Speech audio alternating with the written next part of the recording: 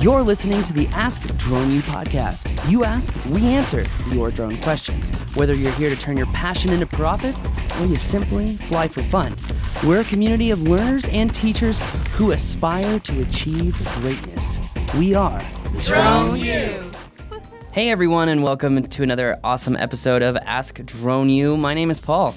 And my name is Rob. Welcome to episode 942. So glad that you're with us. Hope you're having a great day. Hope you enjoy the show. Hope you get a tremendous amount of value out of it. It's always an interesting subject to talk about this. To talk about people discharging their firearms at aircraft? Yes. Drones in particular. It's probably a good idea that Vic is not doing this show. You get a little fired up about it. He would get a little passionate. Yeah, as I'm sure most pilots would. As when someone shoots at your drone, it's a problem. And it tends to be a problem in more of the South than the North for whatever reason, as most of the reports that I'm seeing are coming out of the South. And it also seems like there are a lot of reports coming out of Florida right now. Really? Mm-hmm. But I will say what I like that I'm seeing so far before we play the question is I like that you're seeing more reports of gun owners arrested for shooting at drones. And it's not for That's good. This particular law, it's more of discharging a firearm inside of city limits. Right. So before we get into this too much, maybe we should just go ahead and play the question. All right, let's do that. Hello, Drone U. My name is Sebastian McShane, and I'm from Charlotte, North Carolina, and run Drone Dragon Video. I really, really appreciate your podcast and your videos. I usually watch them on YouTube or download the podcasts off of iTunes and listen to them while I'm at work on my full-time job. I currently am growing a drone business and find all of your information pretty much invaluable and a great resource for helping me grow my business. My question today is in regards to U.S. Code 18, Section 32, destruction of an aircraft facilities. It has been suggested to me by other drone operators that this code can also apply to drone pilots and drone operators. And I was wondering if I could get your take on that, and if that does pertain to those of us who fly drones commercially. Thank you for all your wonderful podcasts, and I will keep listening and keep sucking up that information you keep giving. It's great. Have a great one. Thanks. Appreciate that, Sebastian. Thank you very much for listening and for taking the time to send a question. And glad to hear that your business is growing and glad that we can be a part of that. Look forward to that continuing. So he's saying that he's heard that Code 18, Section 32 can be used for drones. Has that been established? So technically, because drones were defined as aircraft earlier in this decade, that yes, it does apply, yet we have not seen any federal prosecution or court case laying this out just yet, as it is very expensive to do so if you don't have a big reason as to why. And I will say, too, that many people know that we've done some trainings with some... I have to be very careful how I say this. We have done some trainings with people who have authority to... I really got to be careful. I'm like, how do I backtrack this? We work with people who have a very important position in this world in law enforcement and have openly told me that they wish that the federal government would go after someone who shoots a drone because it would set the precedent. And honestly, if you are a gun owner and you are a responsible gun owner, you shouldn't be shooting at things in the sky where you don't know where your bullets are going to land anyway, and that you shouldn't be discharging your firearm. I mean, look, okay, you just did your redo of concealed carry, right? And isn't one of the 4 rules like know what's in front, beside, and behind whatever you're going to shoot? It is, yeah. That's one of the 4. Not to mention, don't shoot at something that you're not ready to destroy. True. Which, the reason I bring that up is when you're shooting at a drone, you don't know what's on the other side of that, right? That's exactly why I brought that up. Yeah, that's really, really important.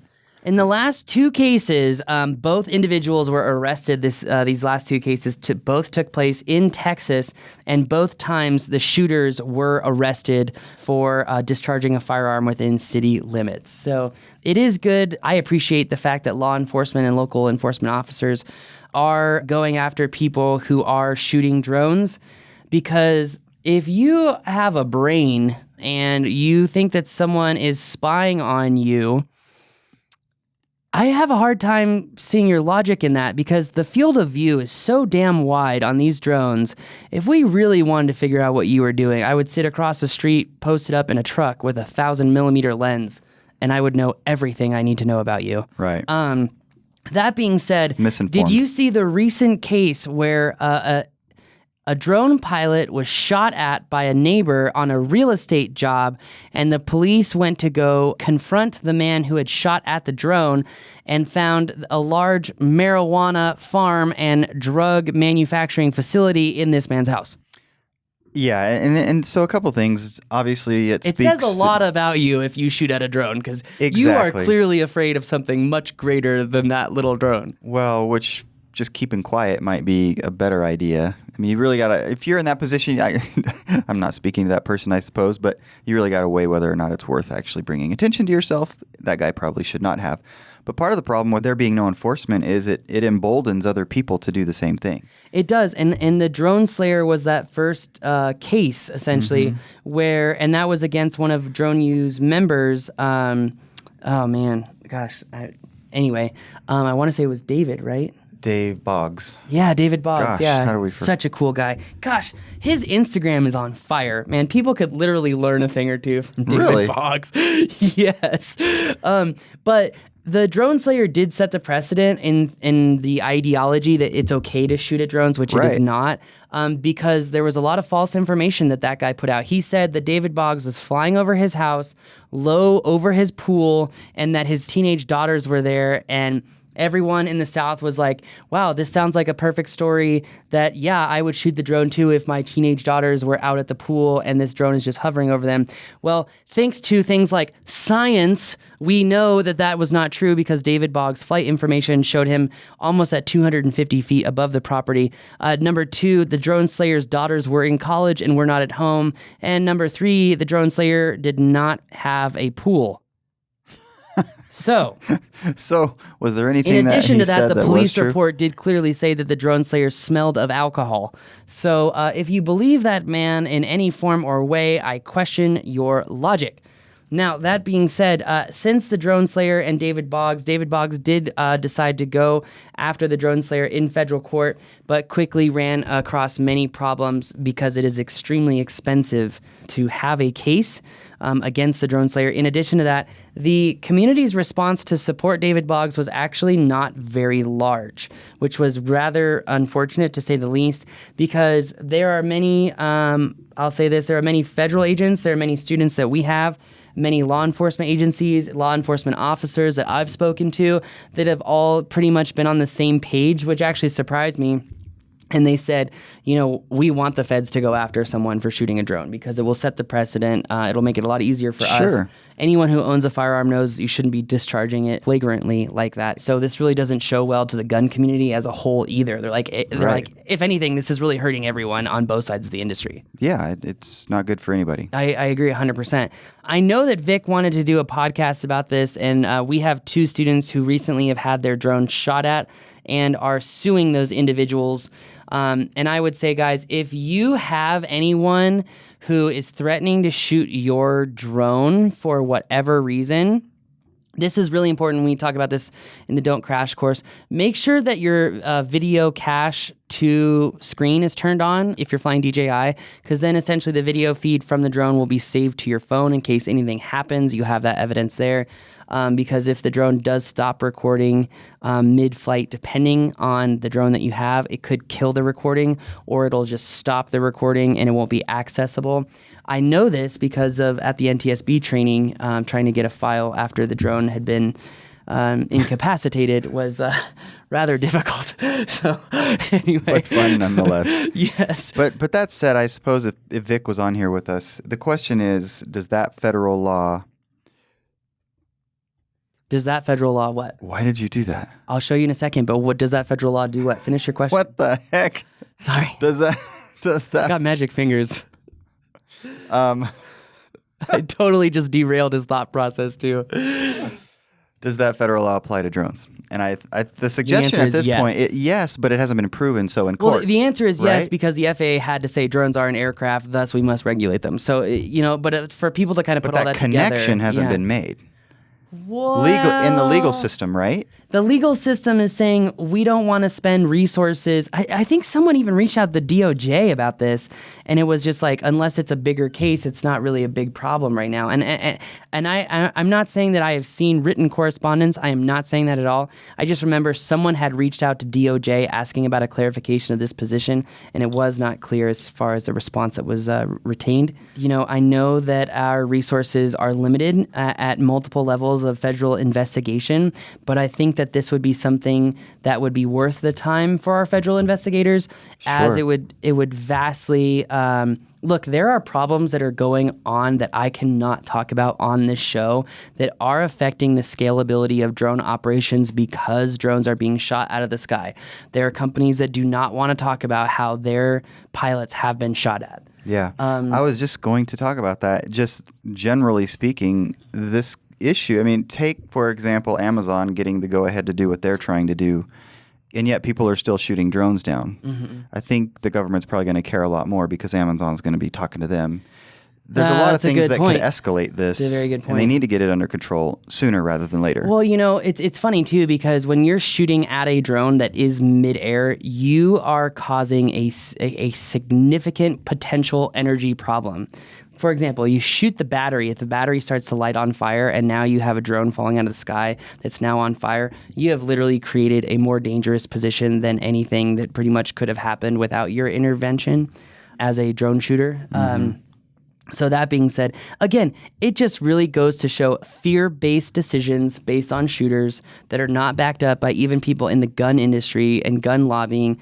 Frankly, maybe we should have just called the NRA and said, can you guys come out and put a position out on this? Maybe some of your followers who are not using the full capacity of their brains would like to hear this. So in the nicest way possible of saying it. And I'm really trying to keep it low-key because I know there are a couple members in this community that are just off the rails. And can you imagine how they would feel? Can you imagine someone pointing a gun at you because all you're doing is flying? No, I can't. It's ridiculous. And then U.S.C, like, what would you do in that position? This would be a perfect show for John Quinones. Seriously. Well, by the way, we know him through the... Wait, John Quinones? Who's that? For ABC, the show What Would You Do? Or maybe it's CBS. Okay. I don't remember. What Would You Do? This is a perfect example. Because there have been drone pilots in the community who have said, maybe now I will conceal carry. Yeah. And then it's just like, then see the fear here, and I want to hear what you have to say, but the fear here is that the problem is going to escalate until someone gets shot, and that's when the situation will actually be addressed.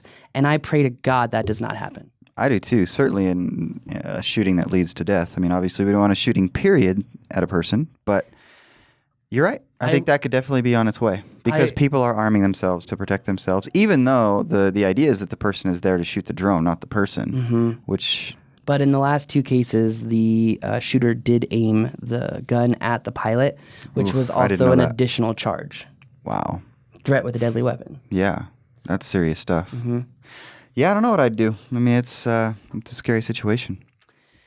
But I would say, I think a caution to drone pilots who are considering getting their concealed carry license, I would say look at a shooting taser instead of a firearm, because even the people who are making poor decisions to point a firearm at you oftentimes are not capable of the empathy necessary, meaning they're not capable of understanding that their decisions could affect their life forever.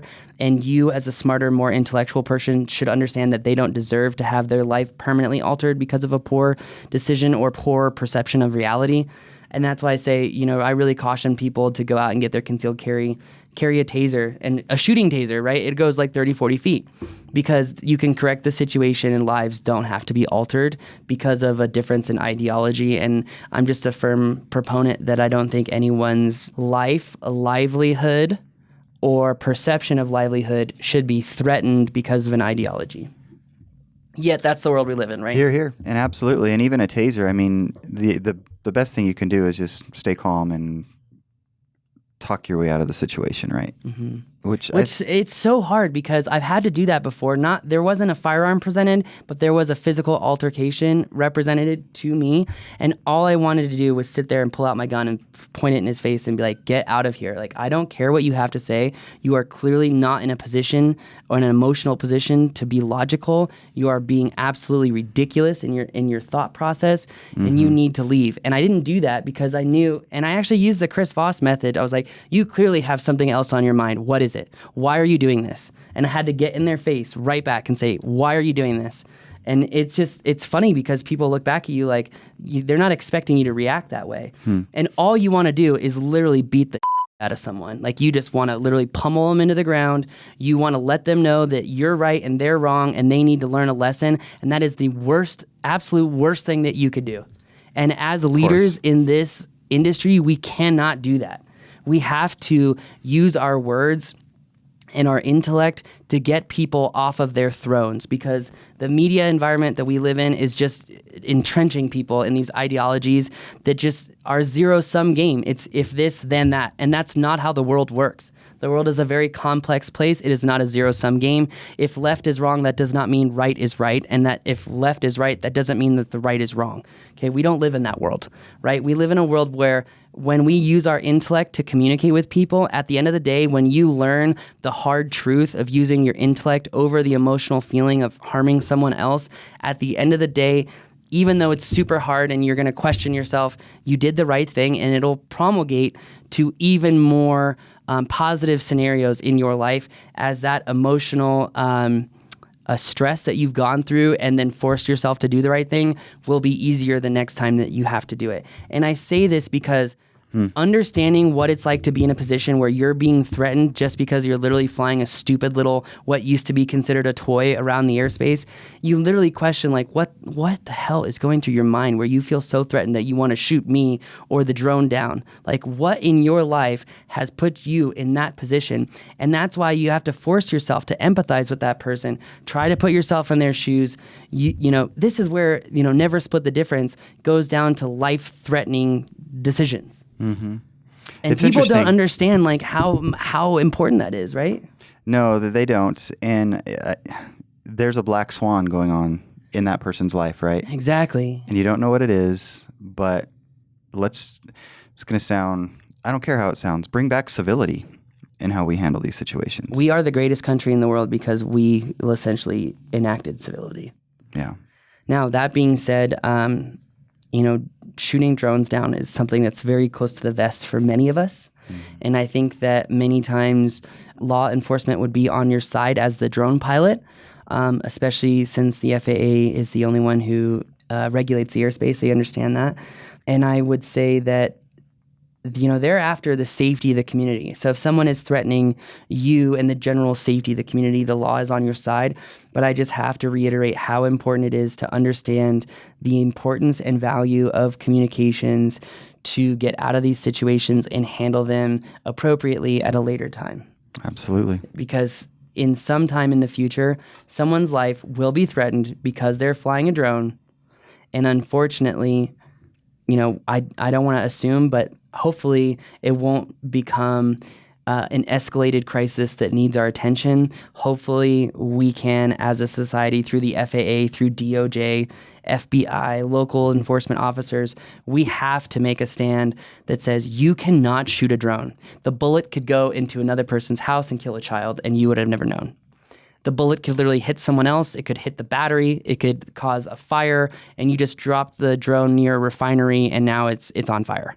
So you just burned down thousands of acres. It's like nothing good will come from it. Yeah, absolutely Period. Nothing good. Period. So anyone who's listening to this show who thinks that drone shooting is a good thing, just understand you have no legal rights for that ideology, and you're only hurting yourself and the community around you. And I ask, how does that help you in the long run with life? Especially when whatever it is, I don't know if any of these people are listening, but especially if what you're worried about is not reality, right? I mean, it's all for naught to shoot a drone down because that drone is not doing 99.9% of the time what you think they're doing. Yeah. So it's just a waste. And look, guys, we're not spying on you. You are so damn vain. Who gives a what you're doing in your living room. Okay, there's 2 cuss words we got to get out of there. All right? But seriously, guys, look, rednecks, I know you live out in the middle of nowhere because you want your space, and I get that. I kind of want to live out in the middle of nowhere too. I'm a redneck. But look, guys, I'm not trying to spy on you, okay? All right, on that bombshell, it's going to do it for us today. My name is Paul. My name's Rob. And I'm a redneck. From Alexandria, Virginia.